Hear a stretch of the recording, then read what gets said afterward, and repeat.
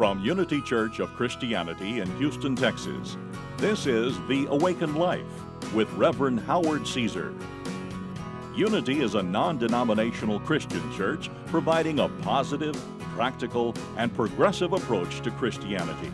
Let's join the service in progress with the Reverend Howard Caesar. Today is part one of a series on healthy relationships. And some of what I'm going to cover is things that you already have heard or already have known perhaps. Some of it may not be new to you. Some of it may be new to some of you as well. But we're all working on our relationships, really. And some of the ideas that I share are like pieces of a puzzle that you need to know and understand so that later pieces come in and fit into the whole picture of relationship a little bit better as we go through this series. I also personally find it valuable and meaningful to review and hear again some of the laws or principles and practices that are part of healthy relationships. Just because we know about them, it doesn't mean that we're living them. There are things that we are all wanting to refresh and say, oh yeah, that's really what it's about.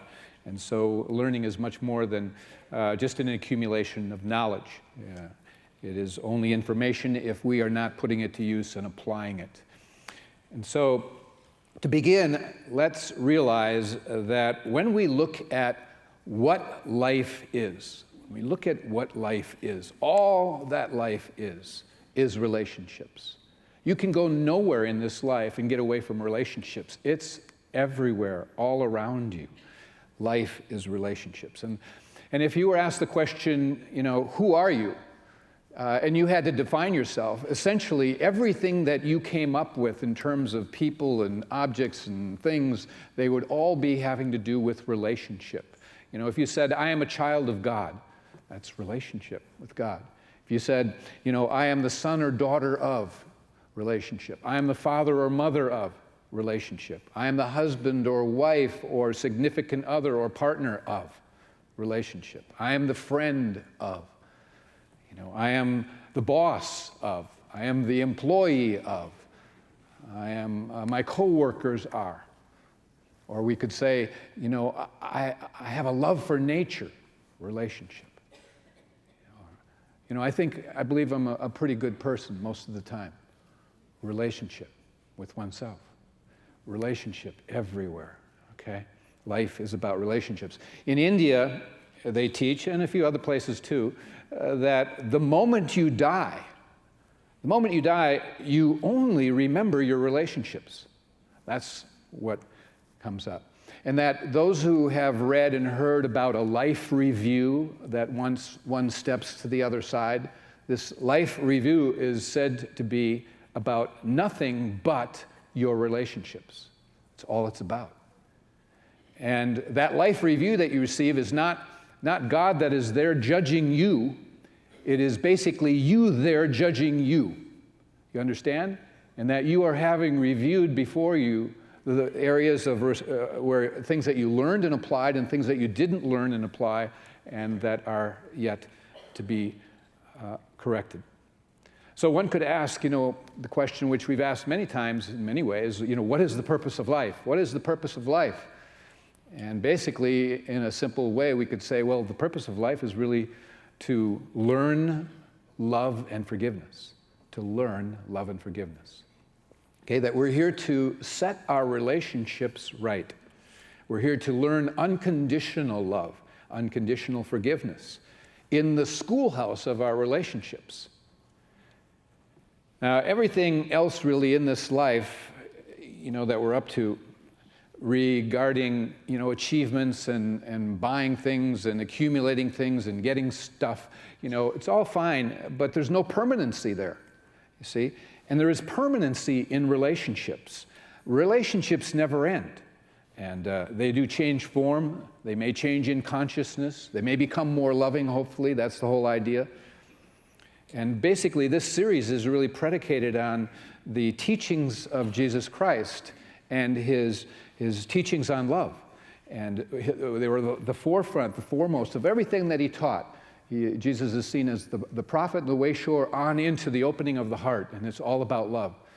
And his teachings, he said the greatest teaching, the most important teaching, the greatest commandment is that which is to love the Lord your God with all your heart, with all your soul, with all your mind. And so that relationship starts and begins with God. But where does God begin and where does God end? It's all God. And so it is also to love your neighbor as yourself. So it includes all relationships. Your neighbor, meaning, is term for all humanity. It includes everyone and everything. Nothing is left out when it comes to love and relationship. And so it's all God. God is everywhere. God is in everything. And what is there not to love then, if it's all God? And so we're all interconnected. And we're all a family of humanity. And it's hard for people to move into a place of being able to love all humanity, no matter how they're messing up out there in the world in different places. It's very hard to get there if they haven't really dealt with a full unconditional love and forgiveness for the people who are closest into them, of their most immediate family. It starts there. So if a person really wants to move into a more universal love, they have to really get their relationships right in those that are closest in. Now, all of us have some relationships that are good, some that are pretty good, some that are great, and we have some relationships that are a work in progress, that can use improvement. There may be some relationships that we've given up on in our journey. There may be some relationships we've stepped away from in our journey. But all our relationships are important, and they're all important for 3 reasons. And these 3 reasons are important for you to get. Number 1 is that relationships are for learning, okay? That they are for learning, as we said, to love and to forgive, where and when it is that we do, and when it is that we don't, and to notice that and what that's about.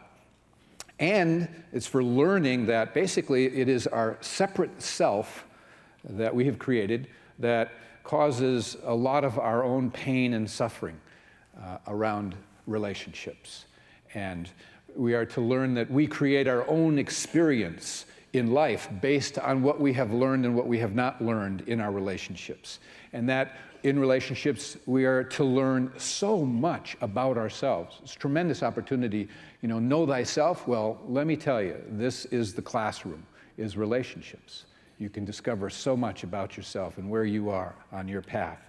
And so it's all about learning to be a more loving person. Secondly, relationships are for healing, okay?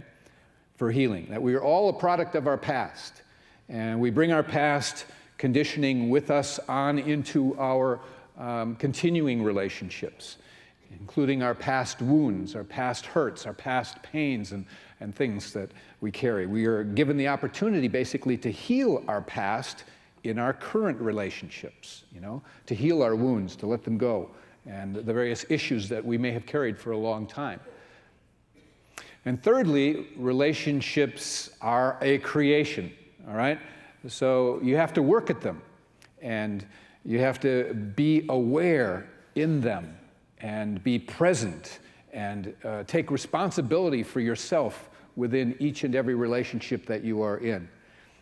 And relationships are a creation because they're always being made better, or they can be made worse. There can be a coming together, or there can be a sense of separation and distance. And so one of the purposes of relationships also is for us to move closer and closer and closer to really opening to the true nature, our true nature, which is love. You see, to create more love in the world, therefore, more contribution. If I be lifted up in love, I draw all men, women, people unto me, because it's so natural. We all want it. It's who we are. And so we say God is love, and that we're made in the image and after the likeness of God. Therefore, you and I are made in the image and after the likeness of love. God is love. And so love is who we are. And anything less than love leaves us unfulfilled, empty, like there's a void. There's a pulling and a tug to be more loving. It's important to us all. We all want it in our lives. And how we go about creating the opening to it and opening more fully to it is really what's important, the decisions that we make.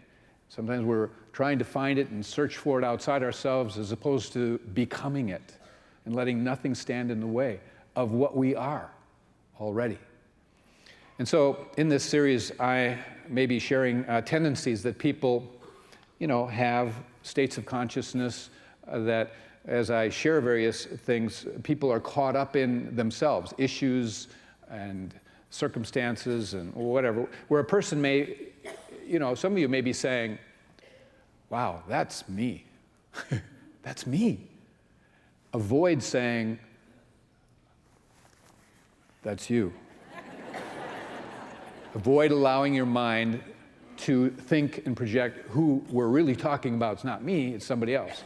That's an outlet of the mind to avoid what needs to be looked at.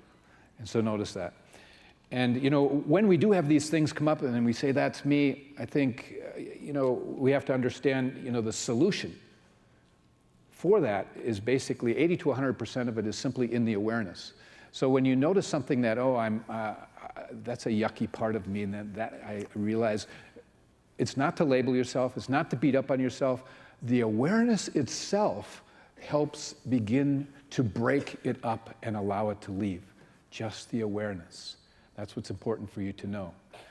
And so once you're aware of certain tendencies within yourself and you own them, ask God to help you to process them, help you let go, shift the energies into a more positive and loving direction. So, as we say, it's very important to take responsibility for your experience in your relationships and not to blame it on other people for whatever unhappiness or frustrations you may have and all the different feelings, a variety of them that come up. Always remember that the burden of feeling love is not on the other person, okay? And the burden of a relationship is not on you to fix the other person, but to work on yourself. A relationship is always revealing things to be able to work on ourselves, and to try and work on the other just alienates. There was a guy who was in a relationship, a committed relationship, and he was given a book, and the book was called The Man of the House. Oops, I got something coming out of here. That's for later. How long had that been revealing? That's me! I'll own it. I was just about to tell you about this man of the house, the guy that had read the book, The Man of the House, given to him by a friend or something. And, it was all about this becoming the Superman of the house and about empowering men in their home life. And so this guy read the book and he put it down and he went into the kitchen to talk to his wife. And he said, honey, things are about to change. When I come home from now on, what I expect is that you are gussied up, that you have a nice gown, you're looking good, you're really decked out, nice gown.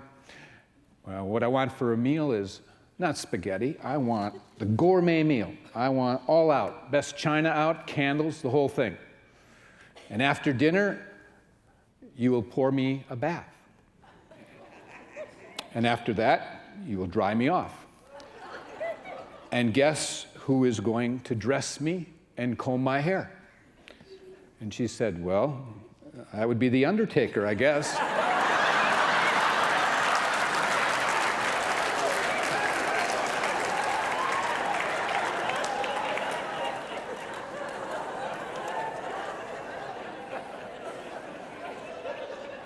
The burden of a relationship is not on you to fix the other person, but to work on yourself, okay?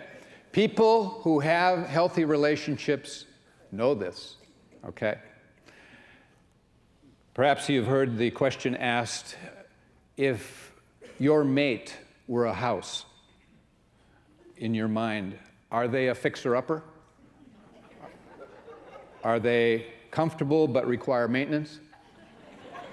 Or are they a mansion that you have to work hard to keep up for the way it appears? Interesting questions. Healthy relationships know it's not about fixing the other. All of us have, to a certain extent, a wall that we have built, between us and love. And it's in varying degrees for all of us, depending upon a person's past and experiences and conditioning, childhood, all kinds of things. And we have to ask God to help us demolish that wall. That's a big part of what life is. Many of us are afraid to face ourselves. There are aspects of ourselves we don't like, but we don't want to look at, we don't want to own. We don't want to see our jealousies, we don't want to see our selfishness, we don't want to see our arrogance, we don't want to see our fears, our insecurities. They're there. Whatever might be there that we might label as bad, we want to run from as opposed to look at and see maybe what that's about. What it is we believe about ourselves that cause us to have those kinds of feelings. And therefore what happens is we create this protective shield around us. We may not let others get too close to us because then they might really see our flaws. It's too vulnerable to let people in. And some people go through life with this internal conflict. They want to connect, but then when someone comes towards them and gets too close, they push them away or end it or whatever. And they don't quite even understand it. It's just the fear of being vulnerable, the fear of being found out, that there are certain things, we have flaws. And so it's important to begin really with our relationship with ourselves and where we are absolutely unconditionally loving and forgiving of ourselves, all of ourselves. And when we get to that place about ourselves, we become really accepting and loving and non-judgmental about others. If we're judging everyone else all the time, guess what? We really don't like ourselves a lot. It's a good sign our relationship with ourselves is failing, and we need to do some work. So healthy relationships, involve people who have learned that the past is basically pretty much all we know. We carry the past forward. We are a product of the past. And we carry the past forward for no other reason than to heal our past, that which is unresolved. And so in our past, oftentimes in our childhood, we have had many experiences with our parents, siblings, and we're not making the parents be wrong. They may have been very loving, but we concluded we didn't get to be loved the way we wanted or the way we needed, or we made all kinds of decisions that were erroneous. So it's not painting who's wrong, it's just noticing that we concluded things that are issues that we still have going on, and we respond and react to people around us when they say things or do things or fail to say or do things because we still have that need. We're looking outside of ourselves. And so it's so important to know thyself and start with one's own relationship. And so, we've had different experiences, as I say, with our parents, siblings, other people, childhood playmates, whatever. And they weren't always pleasant. And so buried in our unconscious are these hurts and these wounds and painful emotions, and which revolve around many times beliefs we have about ourselves, limiting beliefs. And so the emotional discomforts that are being referred to are often called charges. And a charge is basically, an emotional reaction to that we have inside of us that comes up around our unresolved issues. And they act like an obstacle that stands between us and the flow of love. And the issue or the obstacle really wants to be resolved, it wants to be healed, it wants to be removed so that more life can come into and flow through a person. And that's the order of the universe. You must understand, the order of the universe is that those obstacles be removed. And so the order of and that you get healed. And therefore, you will keep drawing to you people that appear and show up in your life, or we will draw partners in our life that are the perfect match for pushing our buttons. That, they are perfect for how we're wired up. Okay, and we may be perfect for them because no one gets healed alone, all right? And so a relationship starts out where it's, electric, it's great, the chemistry, the romance, the intensity, good feelings, projections of perfection, all of these things. So most people say it lasts 6 months, give or take. I'm not being negative, I'm just saying at some point that sort of ends because then to some degree the shine wears off. And the projections become a little bit thinner. And we begin to see the real person there. And we see, this person does have flaws. And they do have imperfections, which is okay, really, but not always. Because some of those imperfections are the very things that really irritate and upset and annoy us. They are the very things that push the buttons that we need to heal, you see. And so they begin to say and do things and push our buttons, and these old feelings of unworthiness or lack of love or insecurities or negative stuff, you begin to come up. And instead of owning them and saying, oh, this is about me, we don't like to look at them. We project them out. We want to get rid of them. And then we say it's about something outside of ourselves, and probably it's the person nearest to us that is causing us to feel this way. We're not looking at our wounds and various beliefs we have about our own insecurities or our not okayness or whatever it might be. We don't want to look at and feel the pain and the hurt of the past. It's typical as human. Or the person withdraws and begins to practice non-relationship. What that means is basically when one withdraws non-relationship, the relationship gets sick. It becomes diseased. And if it's not corrected and you don't seek counseling or whatever, the relationship can move toward death. But at the same time, you have to understand, in principle and truth, relationships never die, okay? They may appear to be severed. They may appear to be a distance. You might not see a person for 15, 30 years, whatever, but you have never gone out of relationship with them. Because with or without them, with or without that other person, it's necessary for us to heal and to get ourselves to a place of love. We have to get into forgiveness. That's the work. We have to set all relationships right, no matter what. And that's a big task. So the person who we let get close to us may remind us of parents' issues or unhealed issues or whatever. And we may want to blame that person who is in front of us, but we have to get to the place where we understand it's really about us and that they are just there as a trigger. When I was in India, there was at the Oneness University, they have dorms there, and they will have women's dorms, men's dorms, and they have large rooms where 10 or 15 people will be in one room, all bunks. And so this one lady, she couldn't stand this other woman who was in their room. And you know, this may be 3 or 4 different countries and languages and so forth. And so there was this lady of a different country, different language. She couldn't stand her. And she went to the officials and just said, look, it's either her or me that has to leave. Her alarm goes off at 4 or 3:30 in the morning, and I'm not ready to get up, and that's way too early, and I can't get back to sleep. It's a nuisance. And everywhere I go, every time I see her, she just annoys me, whether it's in the shower room or the food line or the meditation room where I'm supposed to be about God. And I'm just seeing this woman, and she just irritates me. Well, they sat her down and helped her see that this woman was an absolute resemblance of her mother. Her mother, okay?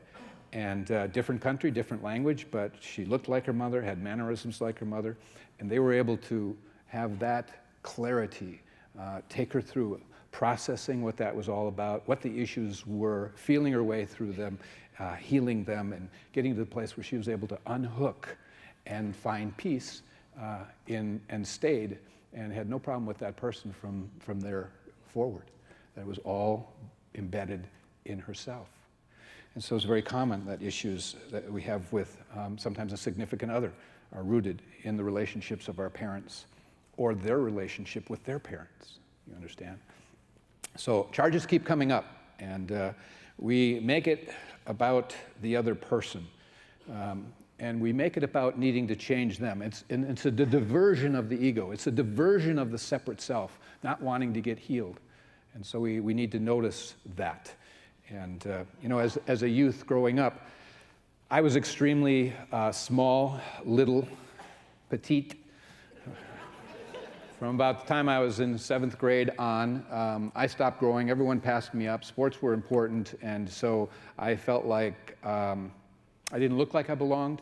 I looked like I belonged 3 or 4 grades back from the grade I was in. So I didn't look like I belonged. I didn't feel like I belonged. And just felt, basically, bottom line, I didn't measure up. And so that was something that proved to be a factor even in the development of my personality going forward.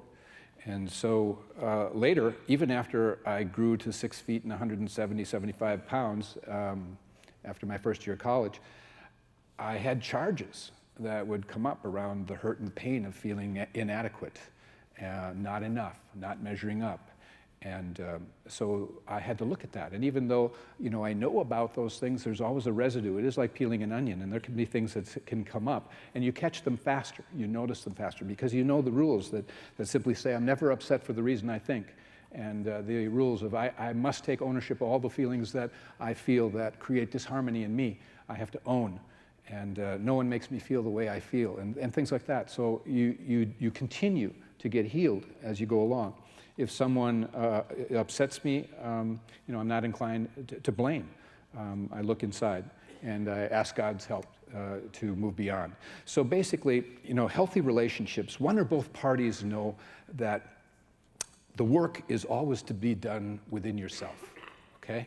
Not the other person. In a healthy relationship, one or the other parties knows they are never upset for the reason that they think, and that their partner is really never upset for the reason they think. There's more tolerance there. In a healthy relationship, one or the other parties know that every act is either an act of love or a call for love, no matter how unskillful it may appear. That's from the Course in Miracles. People may act out in horrible ways, and actually it's just a call for love. In a healthy relationship, one or both parties know that the burden of feeling love is not on the other person. They have to move with action in them. In a healthy relationship, one or both parties know that there are ways to help the other feel loved. And some of those things we'll get into next week, along with a very, very powerful necessity, which is called forgiveness. But become aware that every relationship that you have in life, whether it's the grocer packing your bag that irritates you, whether it's the clerk or this, no matter how far removed, no matter how close in, that essentially every relationship is important, because every day, every moment, every relationship is an opportunity to learn, to heal, and to take action on creating a more loving space within you as you continue to notice, become aware, feel your way through it, own it, and then go on. Not blame, not beat yourself up. So we're all about going to the divine. In 1 Thessalonians, there is that wonderful verse that goes, "May the Lord make you increase and abound in love to one another and to all." That's what it's about. May the Lord, the one presence and power, take you to where you are able to increase and abound in love to one another and to all. That's the classroom we are all to live in, and that's what relationships are about. Part 2 next week. God bless you all.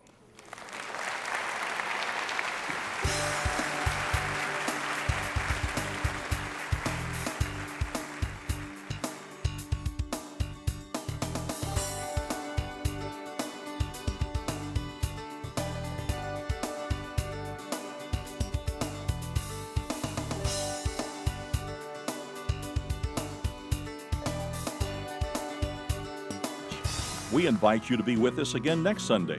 At Unity, we believe that God's presence of love and goodness is everywhere, and that life is meant to be good. You can find out more about Unity and our teachings at unityhouston.org. Are you currently church shopping, looking for that right church for you or your family? Perhaps you've been looking and been turned off by organized religion.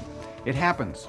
Let me suggest you try Unity Church. We are a positive, practical, progressive approach to Christianity. Many who have found us have said, "I didn't know there was a church that taught what I always believed."